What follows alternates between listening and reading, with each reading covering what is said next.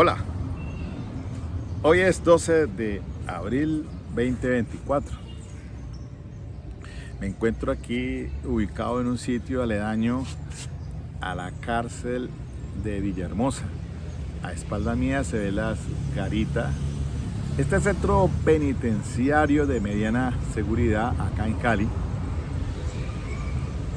fue donde yo justamente comencé el primer video hace 10 años por el tema del hacinamiento carcelario.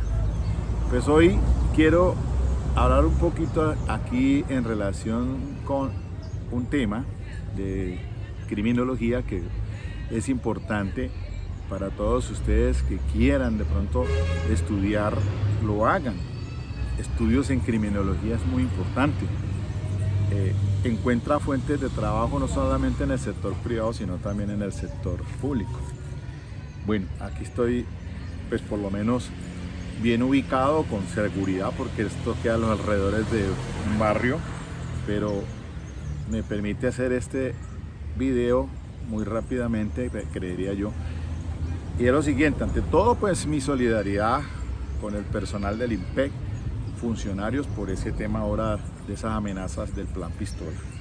En realidad eso es preocupante que se den esas clases de situaciones. Esta cárcel de mediana seguridad en Cali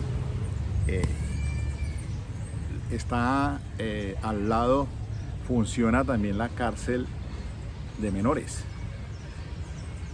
Resulta de que esta cárcel fue creada en 1958 para una capacidad de 900 personas. Había menores y mayores. Y hasta 1983 tenía una población más o menos de 1000. Solamente es la capacidad máxima es de 2000 personas, y precisamente pues es lo que siempre he hecho yo énfasis en el hacinamiento carcelario, porque hay una población que triplica eso.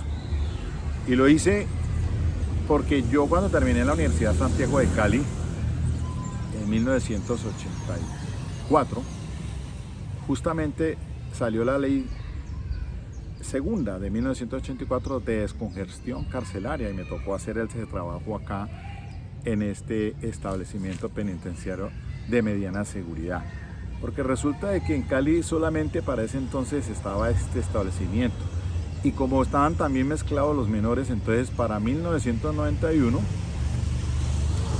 fungía también la cárcel del Buen Pastor, que eran mujeres, pero a raíz de que en el 2012, por el gobierno de Álvaro Uribe, se creó la cárcel penitenciaria Jamundí, llamada COJAM, que alberga de alta, mediana y mínima seguridad, y allá están varones y femeninas. Entonces les decía que pues el problema de hacinamiento carcelario ha sido una batalla de hace muchos años atrás. Todavía está la población así, en esas condiciones.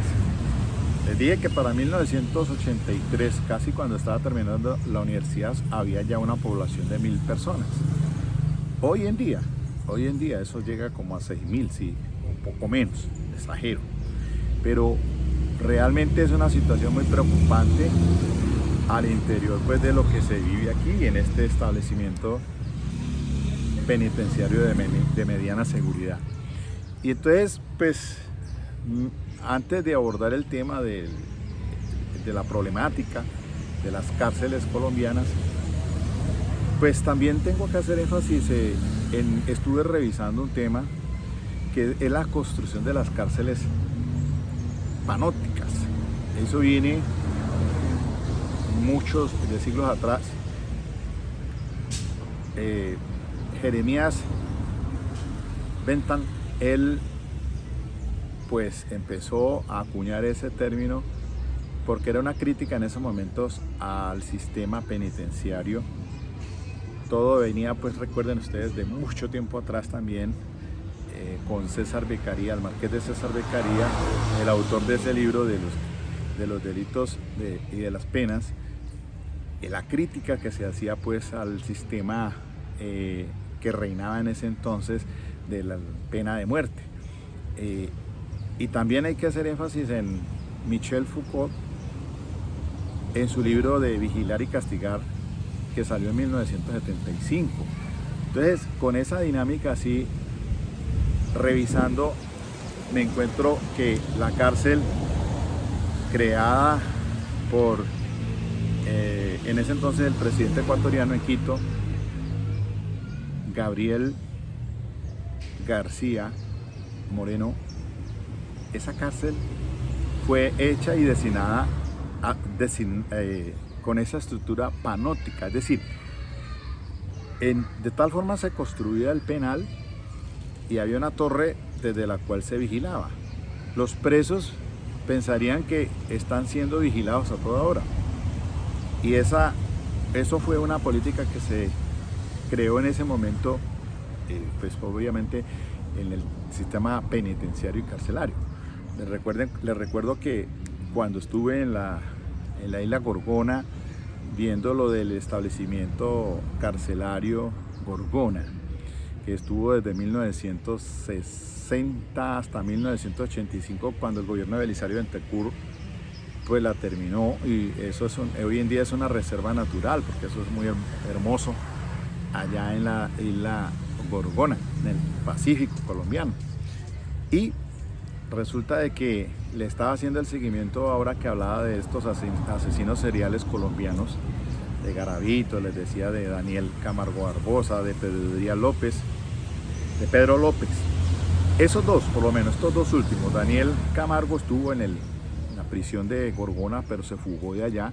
En 1986 cogió hacia Ecuador. Allá fue capturado, puesto preso en esa cárcel de García Moreno. Que hoy en día esa construcción ahí en el centro de Quito,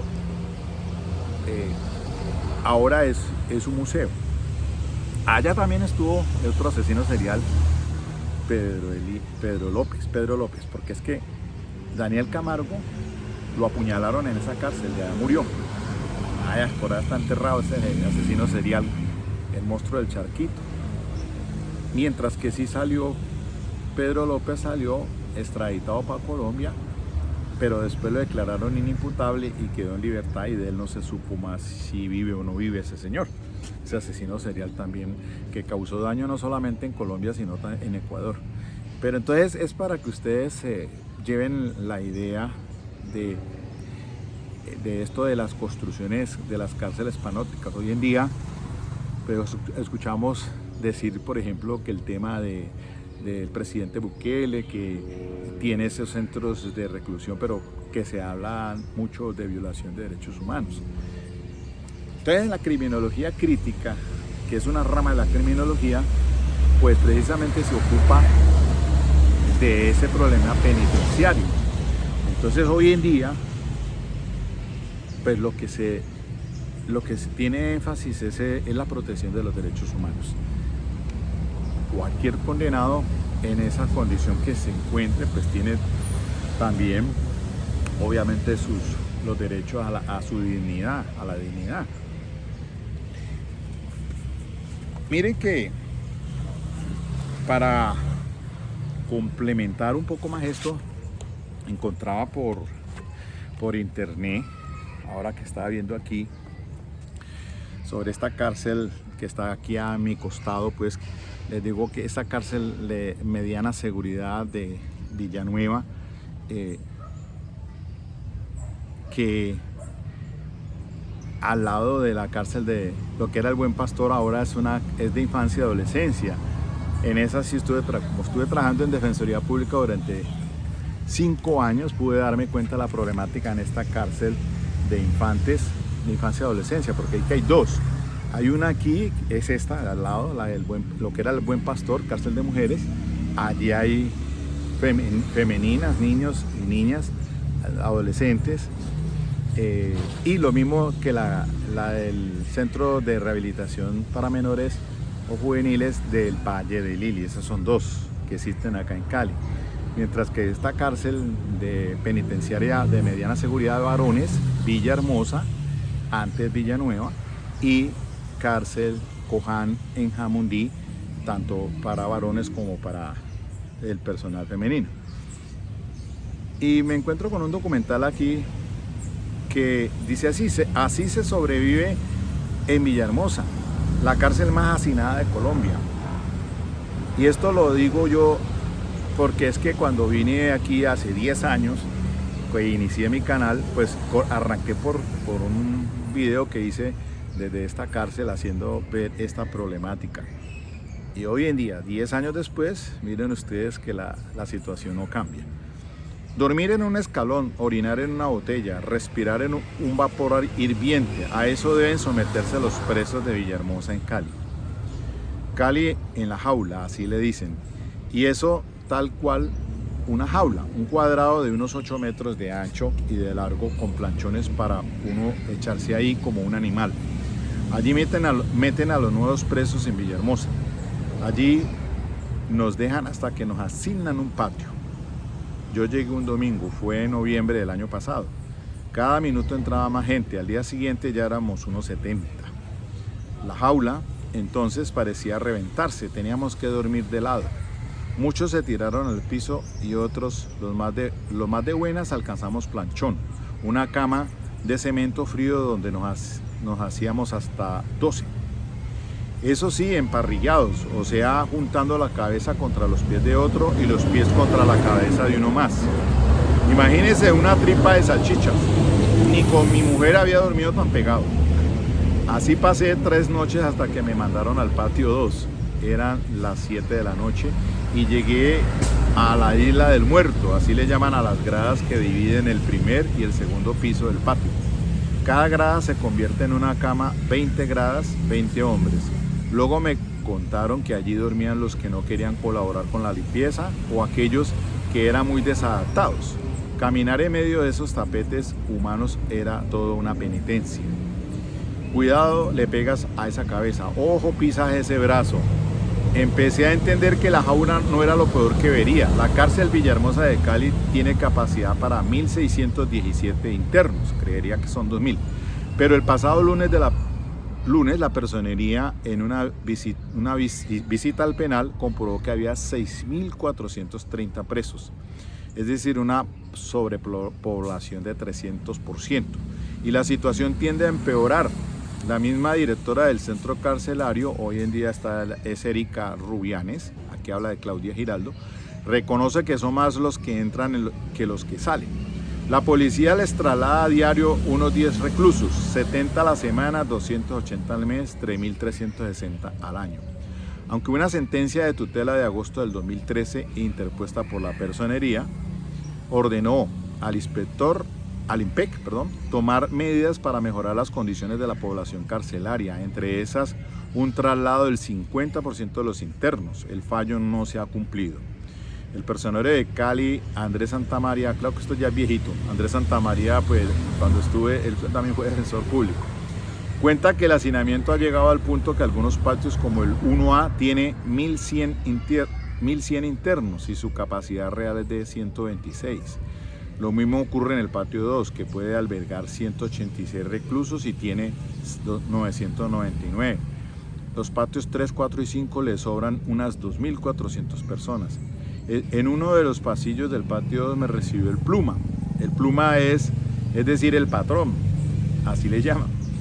Cada uno de los 10 patios de la cárcel tiene el suyo. Es que esa es la subcultura de la educación en la cárcel. Por eso entonces, ahora vamos a ver que desde la criminología crítica, pues el problema, siempre hacemos énfasis, eso es una rama de la criminología que critica estos sistemas penitenciarios porque en lugar de no rehabilitan ni resocializan. En uno de los pasillos del patio 2 me recibió el pluma, es decir, el patrón. Cada uno de los 10 patios tiene el suyo. Es una especie de administrador que te dice qué puedes hacer y qué no. Muchos creen que los plumas sirven para mantener el orden en la cárcel, porque vigilan que no haya peleas, que se haga limpieza, pero como el poder enloquece, muchos abusan hasta que voltea el patio, o sea que los demás se rebelan y matan al patrón. El pluma que me recibió, un morocho acuerpado, acaba de desbancar a otro, pero ese tuvo suerte, quedó herido. Ante la falta de vigilancia, los plumas se convierten en los guardianes de los patios. Mejor dicho, aquí ese es el problema, pienso yo, que el origen que tiene muchas veces también este temita ahora, los atentados que se están haciendo contra el personal de funcionarios del INPE. Eso en parte tiene que ver mucho. Todas las purgas que se generan al interior de estos establecimientos carcelarios,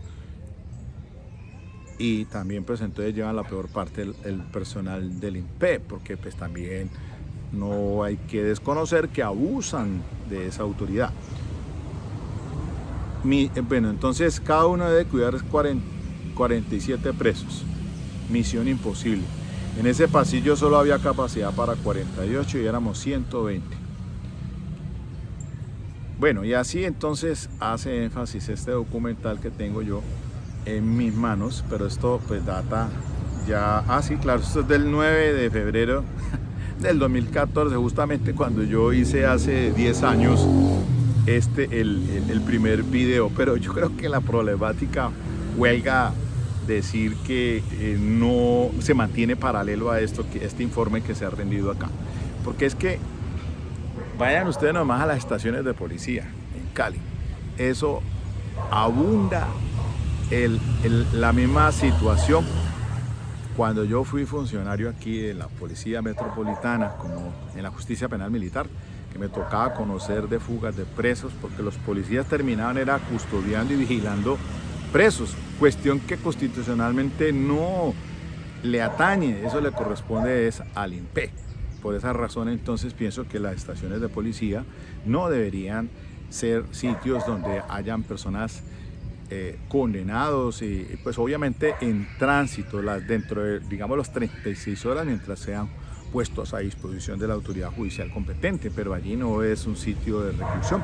Pero eso es lo que vemos aquí en Cali, todas las estaciones, va usted a visitarlas y eso es un hacinamiento total, y se ha vuelto entonces lo que estamos viendo, que el tema de esa subcultura que se genera ahí internamente.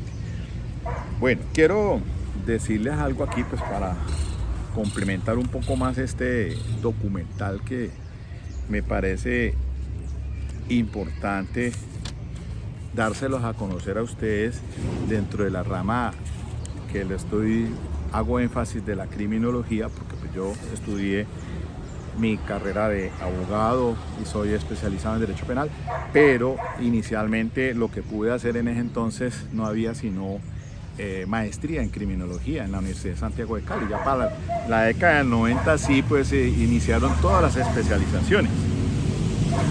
Mire, ese penal García Moreno, es que allí les dije a ustedes que ese concepto del panóptico fue un proyecto arquitectónico formulado por Jeremías Bentham, un filósofo jurista del siglo XVIII, con el fin de reformar el sistema penitenciario europeo.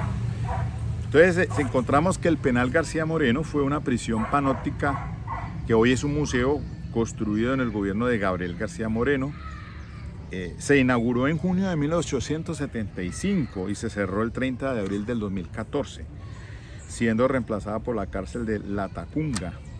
Hoy en día es un museo a partir del 19 de diciembre del 2014, pero esa cárcel en la que tuvo allá como clientes a Daniel Camargo Barbosa, que salió muerto apuñaleado por otro preso, y Pedro López, que sí salió pero extraditado y que luego fue aquí en Colombia dejado en libertad por un problema considerándolo inimputable.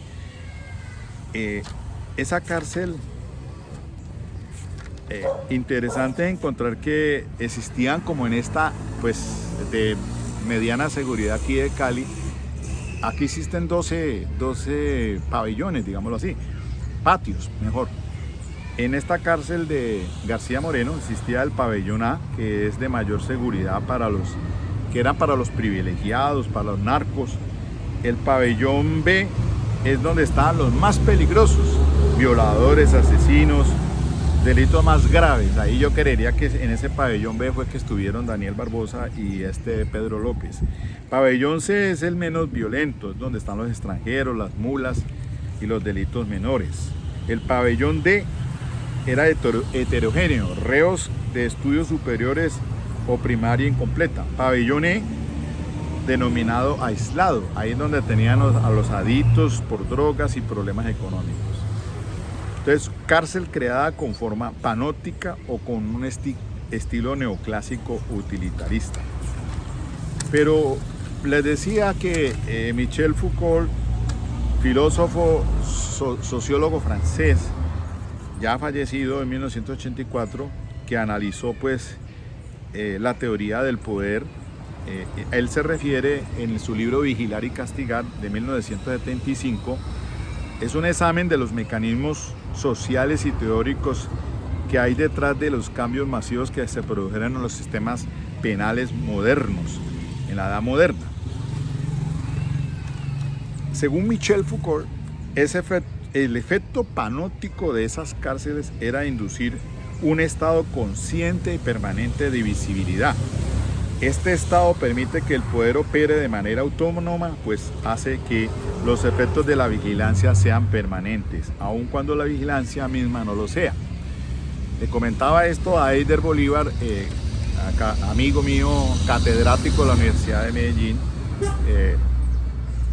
quien pues al respecto me decía, es que el Bentham, el filósofo del utilitarismo, lo mismo Michel Foucault, pues al hablar de vigilar y castigar, lo que infligían era un dolor al preso. Esa era la función del sistema penitenciario en ese momento. Igual cuando se creó la cárcel de Gorgona, en la isla Gorgona, un aislamiento del mundo total a esos presos. Yo que tuve la oportunidad, y ahí está el documental en mi canal de YouTube, que los invito a que lo revisen, lo miren, esos escombros que quedan de lo que lo fuera la cárcel de Gorgona. Había un lugar de castigo dentro de la misma cárcel, en un sitio donde se encerraba una persona que no podía, de 2x2, no menos, 1,50 por 1,50, es decir, mi herida era esa persona acurrucado allí y duraba en esa zona de castigo dentro del mismo. Ya era un castigo estar en esa prisión de que le comento. Yo hice ese trabajo de seguimiento del asesino serial Daniel Camargo, y que se logró de allá, que cuando hice también el estudio a Garavito en los 2 videos anteriores, que los invito a que revisen eso, porque efectivamente encuentra uno unas fallas al sistema judicial de ese entonces que hubieran frenado a ese tal Garavito y hubieran frenado en todos esos asesinatos a los niños, por lo menos desde 1996 hasta 1999, cuando un cabo de la policía logró capturarlo por suerte.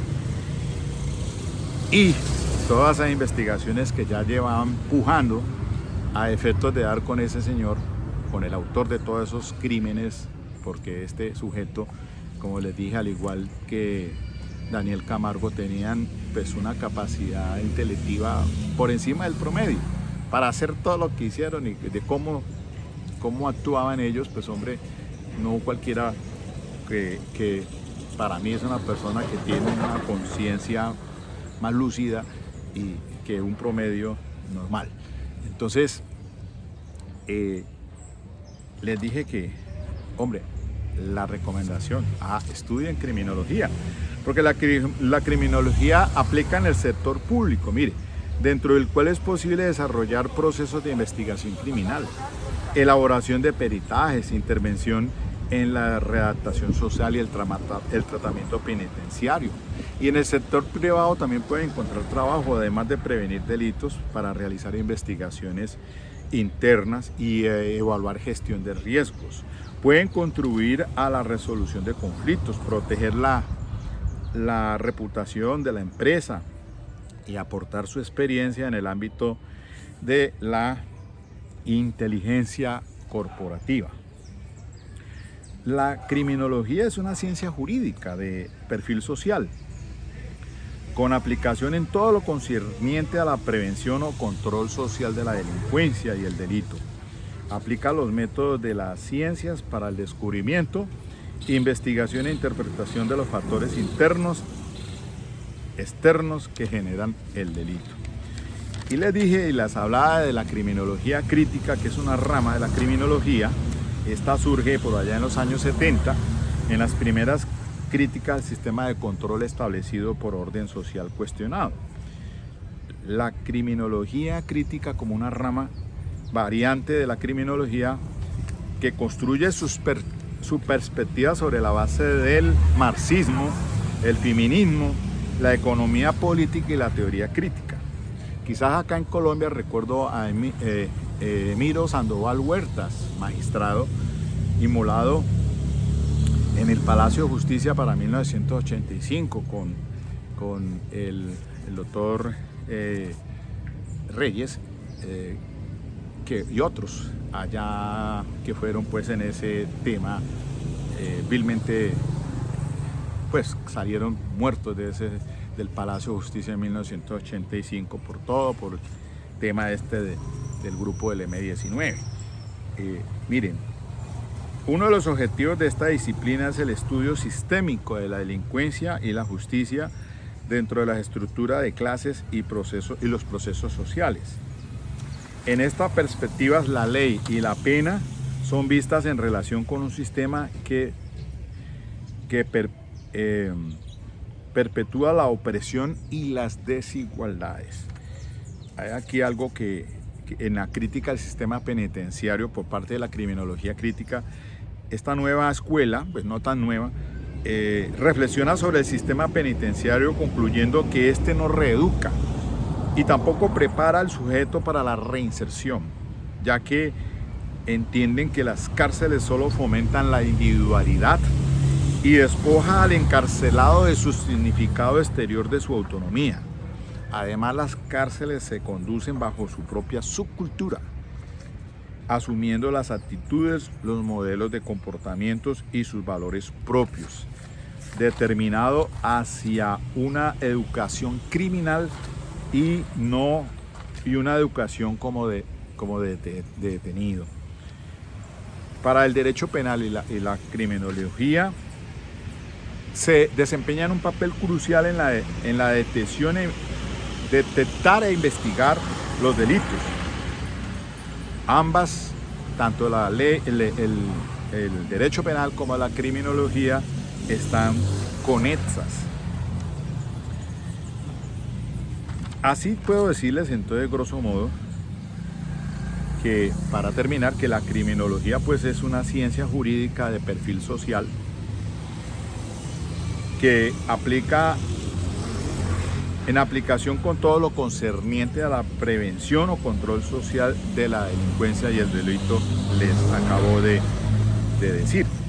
De manera pues que hoy en día todas estas cosas son importantes, que las autoridades pues haya una política criminal seria, interdisciplinaria, a efectos pues primero que todo de que las personas que están allí detenidas en estos sitios pues no se les violen sus derechos, su dignidad, los derechos humanos.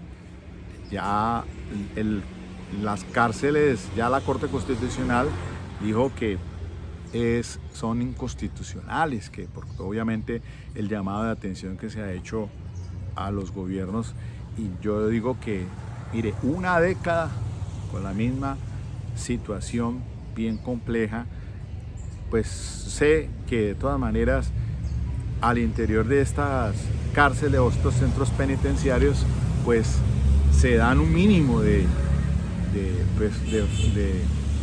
intervención para que las personas que están allí recluidas alcancen ese estándar que se diría uno, bueno, que la persona pueda otra vez reivindicarse con la sociedad, que la persona pueda volver al seno de la sociedad. pero no crean que eso es un estigma.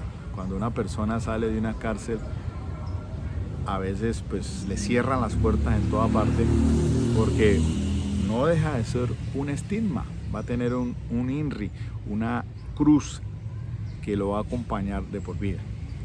Por lo menos el mensaje, pues obviamente evitar que llegues hasta una situación de estas, de estar en una cárcel, porque ya de por sí, bajo esas circunstancias que se viven allí en las cárceles y en las estaciones de la policía, ni se diga, pues que obviamente atentan contra la dignidad de las personas. Por más que haya hecho algo en contra de la sociedad, pues el mismo Estado también tiene que permitir que esa persona por lo menos otra vez se reinserte y no se den esos problemas que todos sabemos al interior de las cárceles, porque pues todos estamos oyendo decir, no, es que de las cárceles se sigue delinquiendo. Para nadie es un secreto eso, pero el Estado tiene las fórmulas para evitar o frenar esas situaciones. Pero no es con la violencia, matando personales del funcionarios del IP, porque al fin de cuentas son personas también que tienen sus propias familias, tienen sus trabajos y viven desde eso. Esto es un tema de reflexión desde acá, en el barrio 20 de Julio, aledaño a la cárcel de Villahermosa, centro penitenciario de mediana seguridad. Bueno, espero que esto les sirva un poquito de reflexión, estos temas, así cortico, brevemente. Ahí les dejo una perspectiva de la cárcel. Allá se ve pues la garita. Esto es una parte, ¿no? Esto es inmenso, grande, obviamente, una manzana completa. Después trataré de ir hasta Cojam, allá a 2 kilómetros de Jamundí, sino que siempre está distante, y la situación en Jamundí pues de orden público no es que esté muy bien, que digamos. Bueno, chao, chao.